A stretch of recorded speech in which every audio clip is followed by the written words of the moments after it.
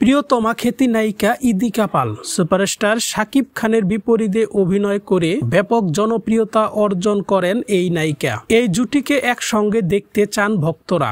এর আগে গুঞ্জন উঠেছিল কবি ছবিতে শাকিব খানের বিপরীতে অভিনয় করবেন ইদিকা পাল, তবে শাকিব খান শেষমেশ সিনেমাটি ছেড়ে দেন আর শাকিব খানের জায়গায় স্থলাভিষিক্ত হন শরীফুল রাজ। তবে এবার বন্ধুরা কোনো গুঞ্জন নয়, সত্যি সত্যি শাকিব খান ইদিকা পাল জুটি বাঁধতে চলেছেন। শাকিব খান ইদিকা পাল সেই ছবি নির্মাণ করবেন ছোট পর্দার জনপ্রিয় নির্মাতা মেহেদী হাসান হৃদয়। মেহেদী হাসান হৃদয় তিনি যে একজন পাকা নির্মাতা তার নাটকগুলো দেখলেই আপনারা জানতে পারবেন। তবে এখন পর্যন্ত এই ছবিটির নাম প্রকাশ্যে আসেনি। এরই মধ্যে এই ছবিটির শুটিং করার প্রস্তুতি শেষ। শুরুতেই এই ছবিটির শুটিং হবে ভারতের রামুজিতে। একটানা শুটিং শেষ হবে বলে জানিয়েছেন নির্ভরযোগ্য সূত্র। তবে শাকিব খান ইদিকা পাল ছাড়াও এই ছবিতে আরো কে কে অভিনয় করবেন এই নিয়ে এখনই মুখ খুলতে চান না নির্মাতা কর্তৃপক্ষ।